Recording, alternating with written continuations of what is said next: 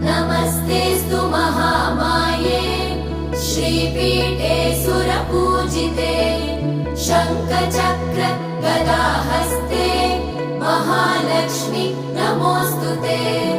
नमस्ते गरुडारूढे कोलासुरभयङ्करी